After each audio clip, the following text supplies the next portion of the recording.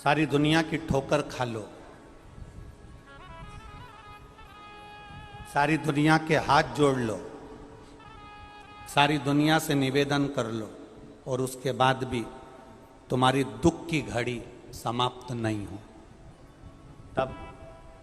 प्रयास करना। तुम्हारे घर में कोई गमला हो, कोई पौधा लगा हो, जो भी पौधा लगा हो, हम ये नहीं कहेंगे कि वो गुलाब का है कि गेंदा का है कि शमी का है कि बेलपत्री का है। जो पौधा तुम्हारे घर में लगा, जो पौधा, एक प्रयास करना। अभी सावन चालू हुआ है, अगर तुम्हें लगता है कि मेरी दुख का समय समाप्त नहीं हो रहा, मेरी दुख की घड़ी समाप्त नहीं हो रही, तो घर में रहने वाले जितने लोग आस्था चैनल पर कथा सुन रहे हैं, जितने फेसबुक यूट्यूब पर कथा सुन रहे हैं और जितने पुष्कर राज की इस पावन धरा पर बैठकर कथा सुन रहे हैं, उनसे निवेदन करेंगे, श्रावण 2 सावन अब की बार हैं, एक अधिक मास का भी पड़ेगा और एक श्रावण ये पड़ेगा। ये जब 2 श्रावण पड़ते हैं तो इसमें हरि और हर का मिलन होता है, हरि और हर का मिलन, क्योंकि अधिक मास जो है वो भगवान पुरुषोत्तम का है, भगवान विष्णु का, और सावन के मध्य में अगर पड़ रहा है तो देवाधिदेव महादेव के साथ भगवान हरि का मिलन हुआ है, इसलिए इसको हरिहर श्रावण कहते हैं। ये 2 महीने के श्रावण में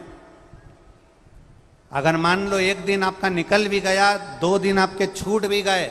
कोई दिक्कत की बात नहीं है।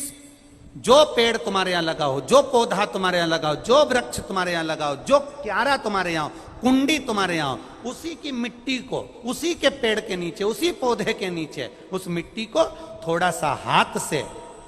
उसको उठाकर एक लिंग की आकृति बना लें। उसमें जलाधारी बनाने की जरूरत नहीं, केवल लिंग की आकृति बनाकर उसी की पूजन वहीं कर कर पानी चढ़ाकर 15 से 20 मिनट बाद अपना काम करने के बाद उसी को उसी मिट्टी में विसर्जन कर दें, अपनी कामना कर कर। देवाधिदेव महादेव 2 महीने के बाद क्या देगा ये वही जान सकता है। वो क्या प्रदान करेगा ये उसके ऊपर। देख लिया हमने, बहुत बहुत प्रयास कर कर देख लिया, सारी दुनिया का हमने प्रयोग कर कर देख लिया। इनसे भी पूछा, उन्होंने कहा बाथरूम इधर बना दो, वास्तु शास्त्री ने कहा ये बना दो, ज्योतिष आचार्य ने कहा ये बना दो, उन्होंने कहा ये बना दो, उन्होंने कहा वो बना दो। हमने दुनिया का काम कर कर देख लिया, हाथों की अंगूठियां बदल कर देख ली, नग आभूषण बदल कर देख लिए, सोने की दिशा बदल कर देख ली, सीढ़ियों की दिशा बदल कर देख ली। अब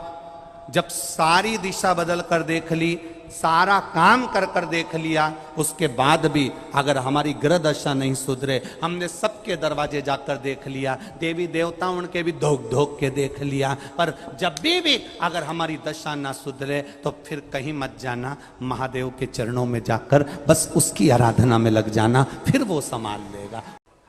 जितने लोग कुबेरेश्वर धाम पर आते हैं, हम उनसे कहते हैं कभी भी यहाँ पर आकर ये मत कहना कि मेरी गाड़ी, मेरा बंगला, मेरी जमीन, मेरी जायदाद। यहां तो झोली भी अगर खाली लाओ, 25 साल, 30 साल, 40 साल भी अगर शादी को हो गए और औलाद नहीं हुई है, तो उसके दरवाजे पर जाकर कहना, कथा सुनते सुनते उसके 7 दिन की कथा में कंकर शंकर का स्पर्श रोज कर कर अपने गर्भ को लगाते हुए कहना, तेरी कथा सुन रही हूं, मैंने सुना है तो सबकी गोदी भर देता है, मेरी शादी को 30 साल हो गए, झोली तो तू ही भरेगा, मुझे विश्वास है खाली नहीं लौटाएगा, और वो देकर ही भेजता है, देकर। अगर कोई जिंदगी में आने के बाद अगर 1000 अश्वमेध यज्ञ भी नहीं कर पाता, पृथ्वी पर आने के बाद में अगर मान लो कि हमने 1000 अश्वमेध यज्ञ नहीं करे, 1000 अश्वमेध यज्ञ को हम नहीं कर पाए, तो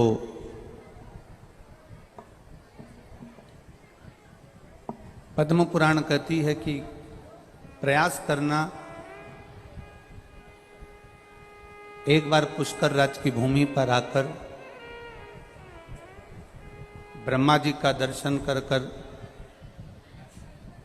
ब्रह्म सरोवर सुंदर सरोवर में स्नान कर कर भगवान की अविरल भक्ति को धारण करने का प्रयास करना। 1000 अश्वमेध यज्ञ के बराबर पुण्य ये पुष्कर राज की भूमि दे देती है,